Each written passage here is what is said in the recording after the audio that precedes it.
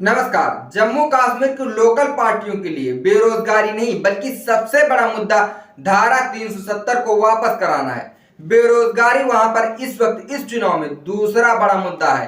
हालांकि राजनीतिक जानकारों की माने तो आर्टिकल 370 बेशक कश्मीर के लोगों की भावनाओं से जुड़ा है, पर इसकी वापसी का रोड मैप क्या होगा, इस बात पर सिर्फ वहां की क्षेत्रीय पार्टी बात कर रही है।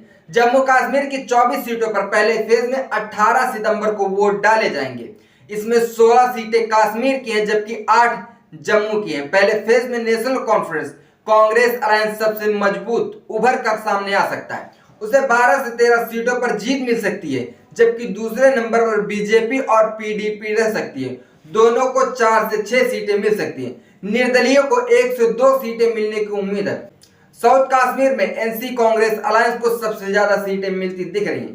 पहले फेज में साउथ कश्मीर की सीटों पर चुनाव हो रहे हैं। यहां महबूबा मुफ्ती की पार्टी पीडीपी की मजबूत पकड़ रही है, लेकिन इस चुनाव में पीडीपी अपने ही गढ़ में कमजोर दिख रही है। महबूबा मुफ्ती की पार्टी जिस विजय बेहरा सीट पर लगातार 3 बार से जीत हासिल कर रही है, उस पर भी इस बार कांटे की टक्कर दिख रही है।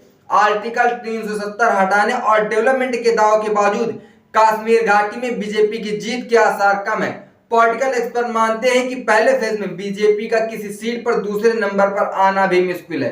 जम्मू कश्मीर में पहले फेज की 8 सीटों में से भदरवाह, डोडा, पश्चिम रंबान और बनिहाल में बीजेपी को वहां पर भी बढ़त मिलने की कम ही संभावना है। जम्मू में पहले फेज में 8 सीटों पर वोटिंग होनी है। इन 8 सीटों पर कौन सी पार्टी मजबूत है और कौन सी पार्टी कमजोर है, इस पर वहां के लोग राजनीतिक चर्चाएं बड़े जोरों शोरों से कर रहे हैं। वो कहते हैं 8 सीटों में बीजेपी को इस बार ज्यादा से ज्यादा 3 सीटें मिल सकती हैं, पर सीमन की वजह से हिंदू वोटर एकजुट हुए, लेकिन जिस तरह से होना चाहिए था उस तरह से नहीं हो पाए हैं। बीजेपी ने पुराने प्रत्याशियों की जगह चुनाव में नए उम्मीदवार उतारे हैं। इसे लेकर नाराजगी भी सामने आ चुकी है। ऐसे में बीजेपी को कैसे बढ़त मिलेगी, इस पर भी वहां के लोग राजनीतिक चर्चा कर रहे हैं। और आपके हिसाब से अगर भारतीय जनता पार्टी धारा 370 के बावजूद भी चुनाव तो भारतीय जनता पार्टी का कश्मीर में क्या अस्तित्व रह जाएगा?